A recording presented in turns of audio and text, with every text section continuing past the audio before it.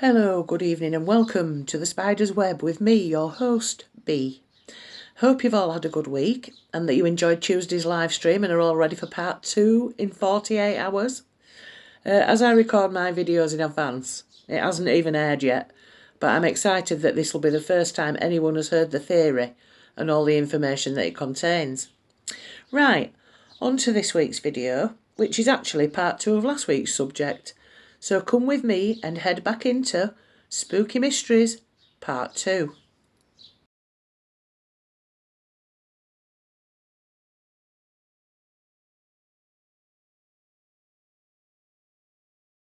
It's not unusual to find junk in Brazil's Guanabara Bay, but what Robert Marks unearthed there in 1982 was an unusual kind of foreign matter. In an underwater field the size of 3 tennis courts, located 15 miles from shore, lay the remains of some 200 Roman ceramic jars, a few fully intact. According to Marks, a professional treasure hunter, the jars appeared to be twin-handled amphorae that were used to transport goods such as grains and wine in the 3rd century. But how did they get there? The first Europeans didn't reach Brazil until 1500. The Romans, who traded primarily in Mediterranean port cities in the Middle East, had little incentive to invest in ships that could cross oceans. However, they did sail as far as India. Perhaps some untrained navigator lost his way in a storm, or maybe mutineers steered the ship westward. We may never know, nor are we likely to uncover more evidence. Brazil closed the Bay of Jars to further research in 1983, in an effort to deter looters, it said.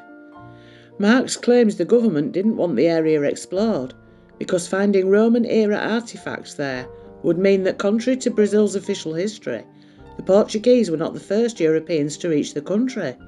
And the truth? It's resting 100 feet under the sea.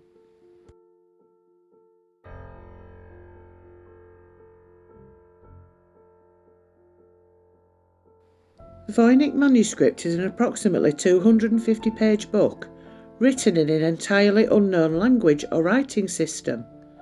It's been carbon dated back to the 1400s and includes illustrations of plants that don't resemble any known species. It is named after the Polish book dealer who purchased it in 1912. It is believed to have been intended as a medical text. Its first confirmed owner was George Baresch, 1585 to 1662, an alchemist from Prague, who discovered it, taking up space uselessly in his library. Baresch tried to investigate the manuscript's origins to no avail. Various other hoaxes have been proposed over the years. Of course, that wouldn't explain the carbon dating of the paper and ink. Centuries after its first alleged discovery, the Voynich manuscript remains as impenetrable and inexplicable as ever.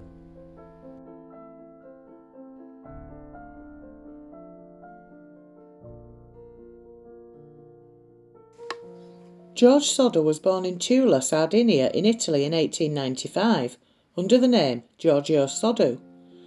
He emigrated to the US in 1908 with his older brother, who then returned home as soon as they'd cleared customs at Ellis Island in New York, having decided he missed his home far too much. George found work on the railroads in Pennsylvania, carrying water and other supplies to workers. After a few years he became a driver in Smithers, West Virginia, and then he started his own trucking company, at first carrying fill dirt to construction sites and later transporting coal. He met Jenny Cipriani, a fellow immigrant from Italy and storekeeper's daughter, in Smithers, and she later became his wife. The couple settled outside nearby Fayetteville, which had a large population of Italian immigrants, in a 2-story timber frame house 2 miles north of town. George's haulage business did well, and in 1923 the couple had the first of their 10 children, and their last 20 years later in 1943. The children were John, 23, Marion, 17, George Jr., 16, Morris, 14, Martha, 12, Louis, 9, Jenny, 8, and Sylvia, the youngest, at just 2 years old. Their second oldest son, Joe, had left home to serve in the military during World War II and was still not back in Fayetteville.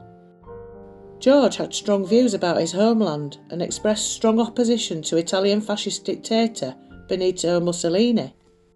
In October 1945, a visiting life insurance salesman warned George that his house would go up in smoke and your children are going to be destroyed, attributing all this to the dirty remarks you have been making about Mussolini.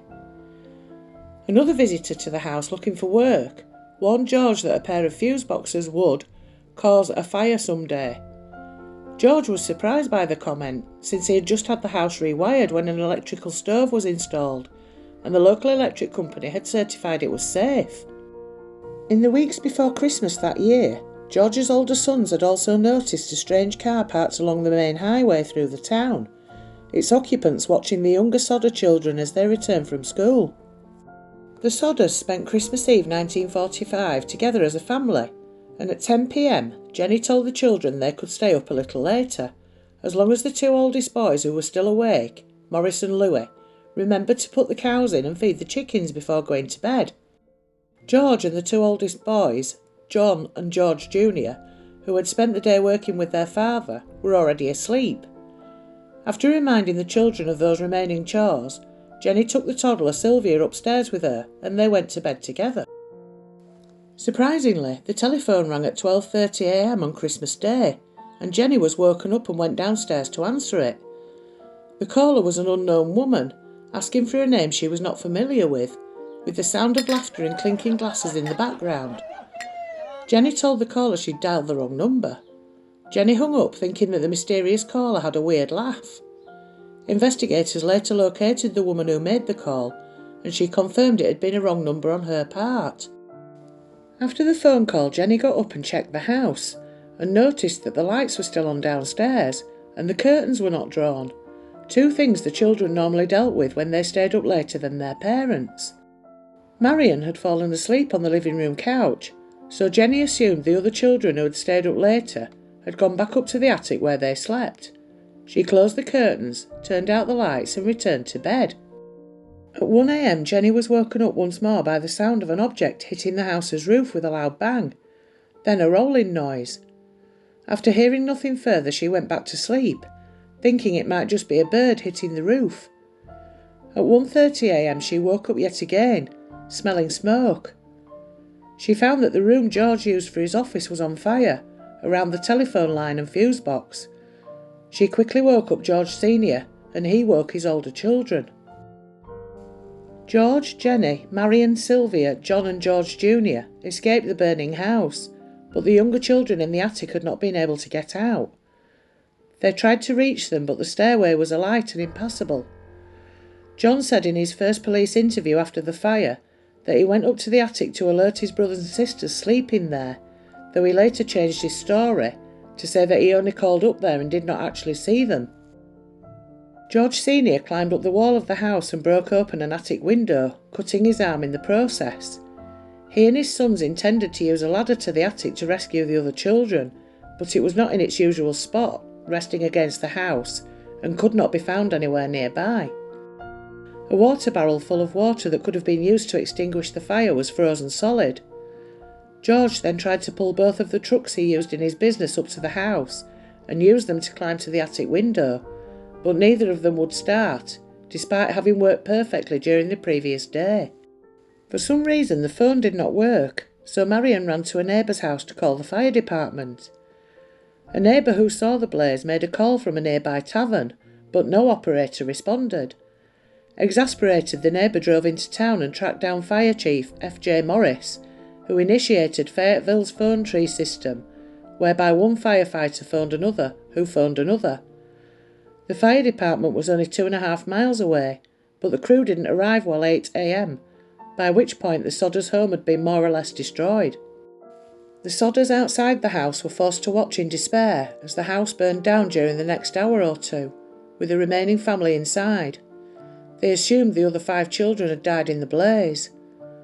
The fire department was undermanned due to World War II and relied on voluntary firefighters. Chief F.J. Morris said that the already slow response was further hampered by his inability to drive the fire truck, requiring that he wait until somebody who could drive was available.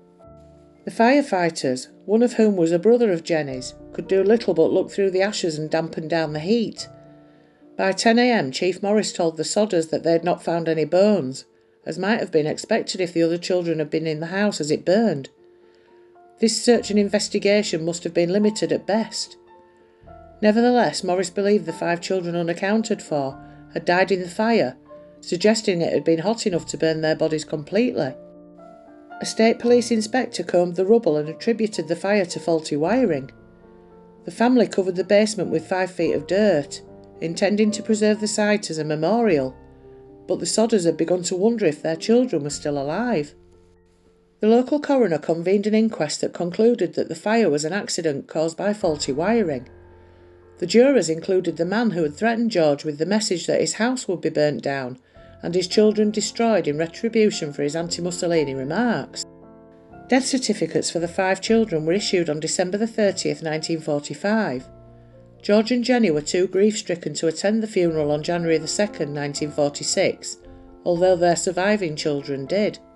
The Sodders never rebuilt the house after the fire and built a memorial garden on the site. In the 1950s, as they came to doubt that the children had perished, the family put up a billboard at the site along State Route 16 with pictures of the 5, offering a reward for information. The billboard remained in place until shortly after Jenny Sodder's death in 1989. The Sodders pointed out a number of unusual facts before and during the fire. George disputed the fire department's finding that the fire was caused by an electrical fault, as he'd recently had the house rewired and inspected. The family suspected arson, leading to theories that the children had been taken by the Sicilian mafia, perhaps in retaliation for George's outspoken criticism of Benito Mussolini and the fascist government of his native Italy. State and federal efforts to investigate the case further in the early 50s yielded no new evidence. Where were the children's bodies? Some remains would be expected to be found. Were they really incinerated to ashes? If the fire was caused by an electrical problem, why did the family's Christmas lights remain on throughout the fire's early stages, when the power should have gone out? Why had the ladder gone missing from the house? It was located at the bottom of an embankment 75 feet away. Who removed it? Why wouldn't the Sodders' 2 vehicles start? The Sodders' truck's failure to start was thought by the family to be caused by someone tampering with them. One of the sons-in-law of the family told the Charleston Gazette-Mail in 2013 that he'd come to believe that Sodder and his sons might have, in their haste to start the trucks, flooded the engines. Why did the Sodders bulldoze the site so quickly before the official investigation had concluded? What caused the telephone line to be inoperable? A telephone repairman told the Sodders that the house's phone line had not been burnt through in the fire, as they had initially thought, but cut by someone who had been willing and able to climb 14 feet up the pole and reach 2 feet away from it to do so. A man whom neighbours had seen stealing a block and tackle from the property around the time of the fire was identified and arrested. He admitted to the theft and claimed he'd be the one who cut the telephone line, thinking it was a power line, but denied having anything to do with the fire. However, no record identifying the suspect exists. And why would he have wanted to cut any utility lines to the Sodder house while stealing the block and tackle has never been explained. What hit the roof at 1 a.m. on December the 25th? The driver of a bus that passed through Fayetteville late Christmas Eve said he had seen some people throwing balls of fire at the house. This would tie in with Jenny's recollection that she heard something hitting the roof. A few months later, when the snow had melted, Sylvia found a small, hard, dark green rubber ball-like object in the brush nearby. George said it looked like a pineapple bomb, hand grenade, or some other incendiary device used in combat. The family later claimed that, contrary to the fire marshal's conclusion, the fire had started on the roof, although by then there was no way to prove it. Witnesses claimed to have seen the missing children. One woman who had been watching the fire from the road said she had seen some of them peering out of a passing car while the house was burning. Another woman at a rest stop between Fayetteville and Charleston said she had served them breakfast the next morning and noted the presence of a car with Florida license plates in the rest stop's parking lot as well. The Sodders hired a private investigator named C.C. Tinsley from the nearby town of Gawley Bridge to look into the case. He learned of rumours around Fayetteville that despite his report to the Sodders that no remains had been found in the ashes, Morris had found a heart, which he later packed into a metal box and secretly buried. Morris had apparently confessed this to a local minister, who confirmed it to George. George and Tinsley went to Morris and confronted him with this news. Morris agreed to show the two where he had buried the metal box, and they dug it up. They took what they found inside the box to a local funeral director, who, after examining it, told them it was, in reality, fresh beef liver that had never been exposed to fire. After seeing a girl in a magazine picture of young ballet dancers in New York City, one of whom looked like one of his missing daughters, Betty, George drove all the way to the girls' school, where his repeated demands to see the girl himself were refused. He also tried to interest the FBI in investigating what he considered a kidnapping. Director J. Edgar Hoover personally responded to his letters. "Although I would like to be of service," he wrote, "the matter related appears to be out of local character and does not come within the investigative jurisdiction of this Bureau." If the local authorities requested the Bureau's assistance, he added, he would of course direct agents to assist, but the Fayetteville Police and the fire departments declined to do so. In August 1949, George was able to persuade Oscar Hunter, a Washington, D.C. pathologist, to supervise a new search through the dirt at the house site. After a very thorough search, artefacts including a dictionary that had belonged to the children and some coins were found. Several small bone fragments were unearthed, determined to have been human vertebrae. The bone fragments were sent to Marshall T. Newman, a specialist at the Smithsonian Institution. They were confirmed to be lumbar vertebrae, all from the same person. Since the transverse recesses are fused, the age of this individual at death should have been 16 or 17 years, Newman's report said. The top limit of age should be about 22, since the centra, which normally fuse at 23, are still unfused.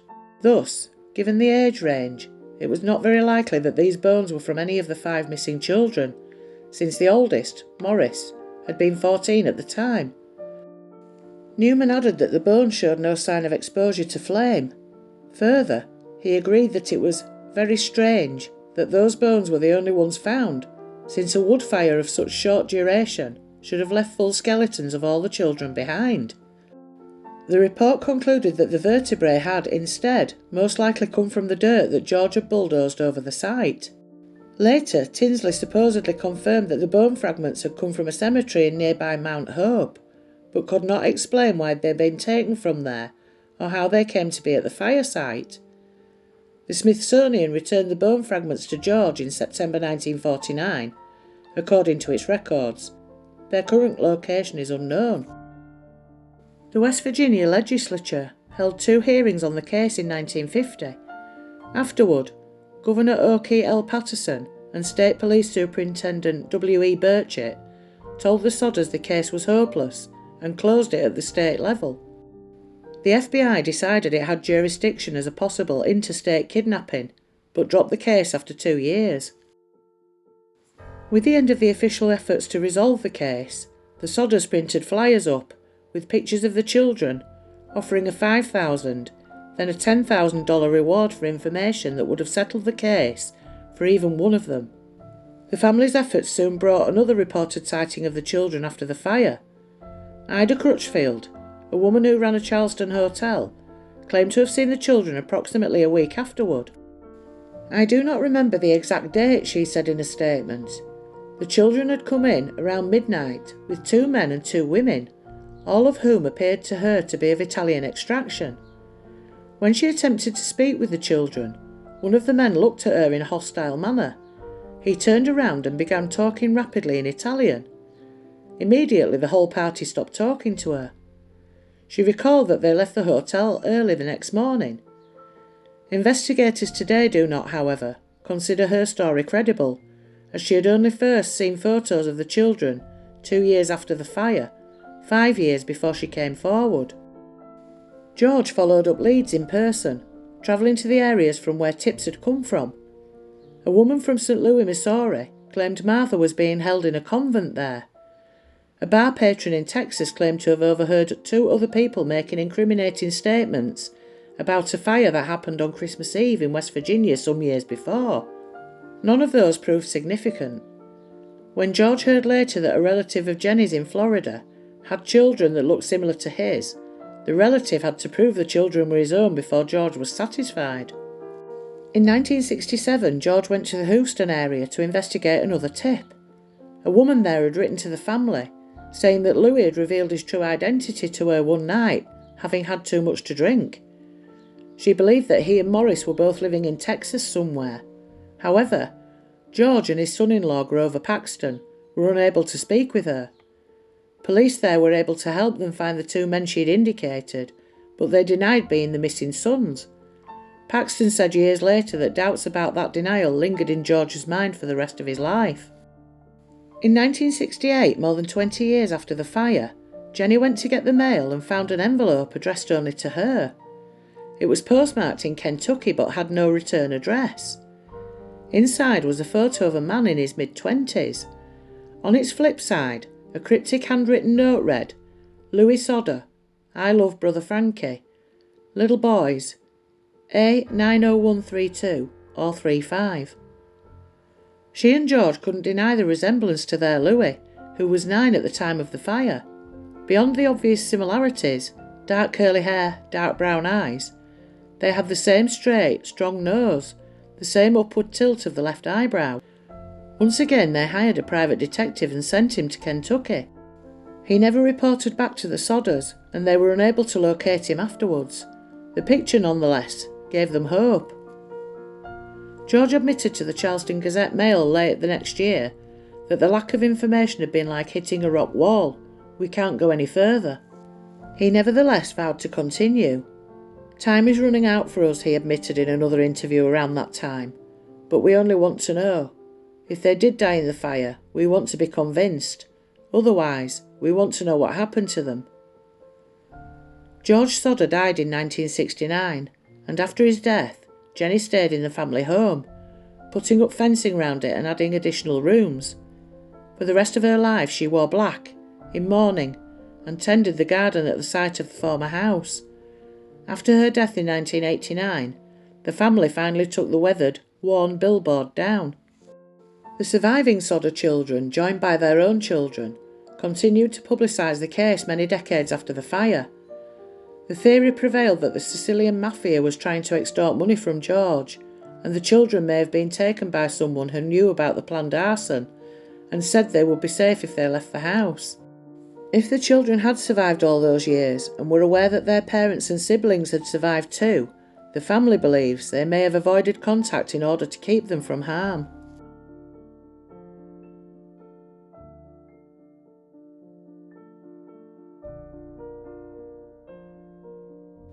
From 1917 to 1928, 500,000 people were afflicted with a ghastly condition that could be part of the plotline of a horror film. The victims, very much alive and conscious, found themselves in inexplicably frozen states, their static bodies prisons for their minds. Encephalitis lethargica, EL, aka the sleeping sickness, first appeared in Europe and quickly spread around the world, reaching epidemic levels in North America, Europe and India by 1919. About a third of those stricken with the illness died.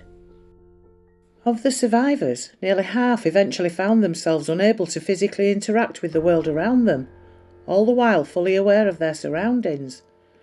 Though occasionally capable of limited speech, eye movement and even laughter, they generally appeared as living statues, totally motionless for hours, days, weeks or years. The cause is unknown, but one theory is brain inflammation triggered by a rare strain of Streptococcus, the bacteria responsible for many sore throats each year. Science's best guess is that the bacteria mutated, provoking the immune system to attack the brain, leaving the victim helpless.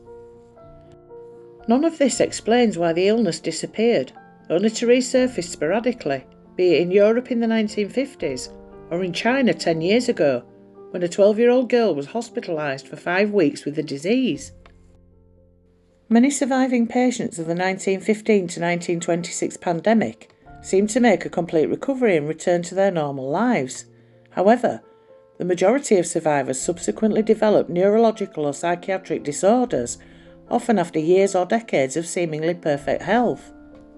Post-encephalitic syndromes varied widely. Sometimes they proceeded rapidly, leading to profound disability or death. Sometimes very slowly. Sometimes they progressed to a certain point and then stayed at this point for years or decades. And sometimes, following their initial onslaught, they remitted and disappeared. Post-encephalitic Parkinsonism is perhaps the most widely recognised of such syndromes. Are such occurrences the new normal, or are they signs that EL could be planning something bigger any day? A 2004 analysis of 20 patients with symptoms remarkably similar to EL concluded that whatever ailed them is still prevalent. As such, history's so-called sleeping sickness remains the stuff of nightmares.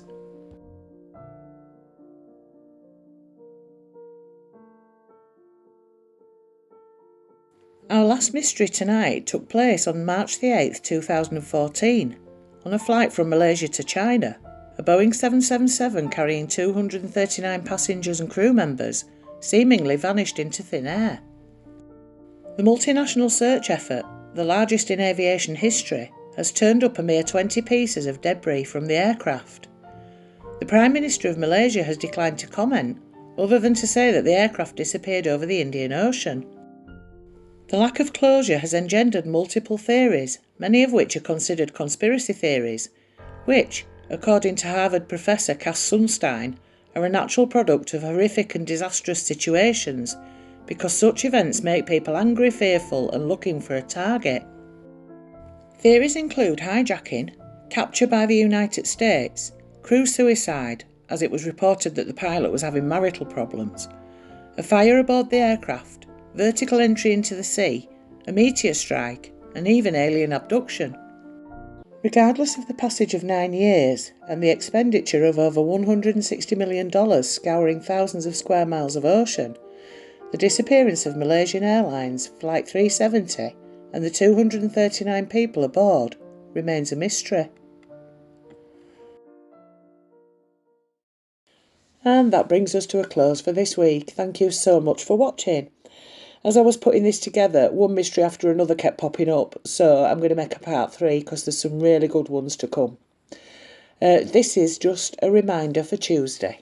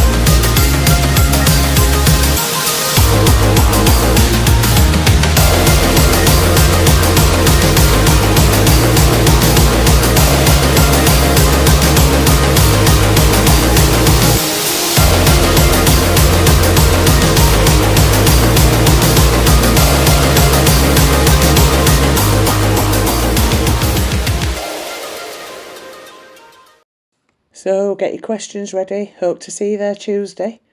Until then, have a good week. Stay happy, stay safe, and don't forget, stay spooky.